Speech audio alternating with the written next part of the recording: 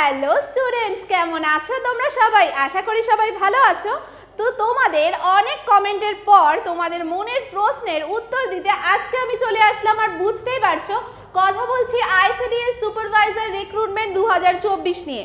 অনেকেই প্রশ্ন করেছিলে যে কবে হবে ম্যাম এই পরীক্ষাটা, এই পরীক্ষার ব্যাপারে আমাদের ইনফরমেশন দিন, এই পরীক্ষার ব্যাপারে আমরা জানতে চাই।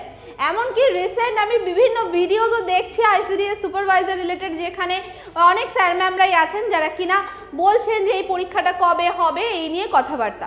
তো তাই জন্য তোমাদেরকে সঠিক ইনফরমেশনটা দিতে আজকে আমি চলে আসলাম, যাতে তোমাদের মনে আর কোনো সন্দেহ না থাকে, তোমরা সঠিকভাবে জানতে পারো যে আইসিডিএস সুপারভাইজার পরীক্ষাটা আসলে কবে হচ্ছে। তো তার জন্য আজকের ভিডিওটা কি করতে হবে, পুরোটা তোমাদের দেখতে হবে এবং তার সাথে চ্যানেলটা সাবস্ক্রাইব করে দাও যদি তুমি প্রথম এসে থাকো আমাদের চ্যানেলে।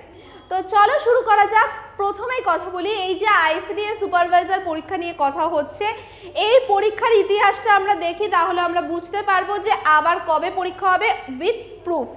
দেখো, এই যে আইসিডিএস সুপারভাইজার পরীক্ষা, প্রথমেই বলে রাখি এটা শুধুমাত্র মহিলাদের জন্য, শুধুমাত্র মেয়েদের জন্য এই পরীক্ষাটা। এই পরীক্ষাটা দিয়ে যে চাকরিটা পাওয়া যায় সুপারভাইজারের পদে, তো সেটা একটা গ্রুপ বি অফিসার পদ এবং খুব ভালো একটা স্যালারি তোমরা এখান থেকে পাবে।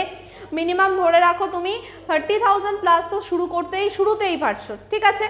এবার তার সাথে বলি তোমাদের যে এই যে সুপারভাইজার পরীক্ষাটা রয়েছে, এটা তিনটে ধাপ টোটাল। এক হচ্ছে প্রিলিমস হবে, সেকেন্ড হচ্ছে মেন্স হবে, থার্ড হচ্ছে ইন্টারভিউ হবে। তো এই তিনটে ধাপ কমপ্লিট হতে অবশ্যই অনেকটাই টাইম লাগে এবং সেই টাইমটা কি, কবে পরীক্ষা হয়েছিল সেটা দেখা যাক। 1998 সালের পর এই পরীক্ষাটা আবার হয়েছে 2018 সালের নোটিফিকেশান থেকে।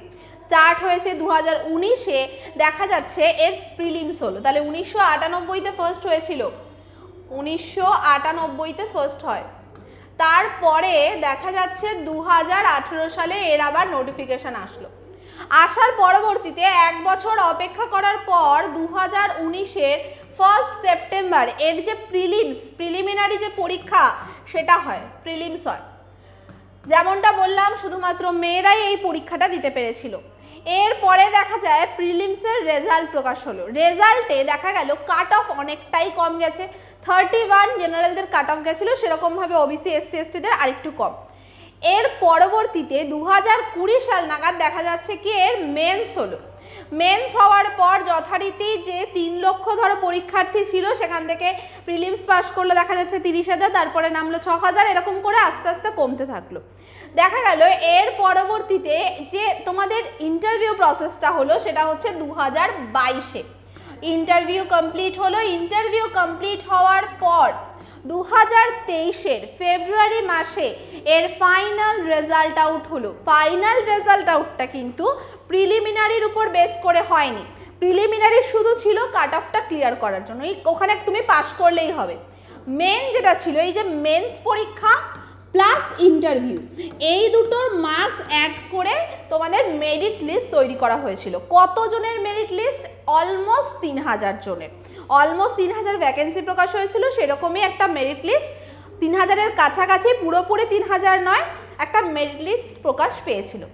এবার কথা হচ্ছে যে এই যে 2023 সালের ফেব্রুয়ারি মাসে এই প্রকাশ পেল, এদের রিক্রুটমেন্ট প্রসেস কি কমপ্লিট হয়ে গেছে? না, কমপ্লিট হয়নি।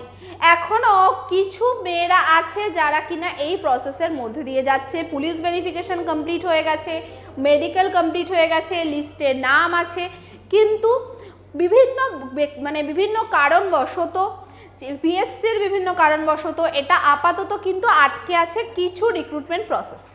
তো এবার তোমরা বলছো যে তাহলে ম্যাম আমাদের সুপারভাইজারের রিক্রুটমেন্ট 2024 সালে কবে হবে?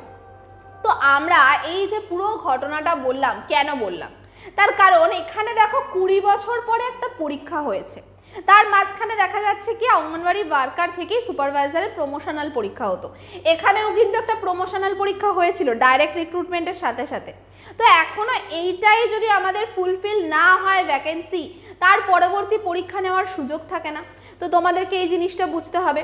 অনেকেই বলছে যে হ্যাঁ আইসিডিএস সুপারভাইজার পরীক্ষা হবে, তার কারণ কি, যে PSC clerkship food SI, miscellaneous, এই পরীক্ষাগুলোর সাথে সাথে আইসিডিএস সুপারভাইজার পরীক্ষা হয়েছিল। হ্যাঁ, এই কথাটা একদম ঠিক। এই যে যখন এই প্রিলিমিনারি হয় তখন এর সাথে ক্লার্কশিপ হয়েছিল, ফুড এসআই হয়েছিল, কিন্তু আইসিডিএস কিন্তু শুধুমাত্র 5 বছর পর পর হওয়া একটা পরীক্ষা না। তার মানে খুব তাড়াতাড়ি কিন্তু তোমরা এই সুপারভাইজারের পরীক্ষাটা দিতে পারছো না, এই বিষয়টা তোমাদের মেনে নিতে হবে।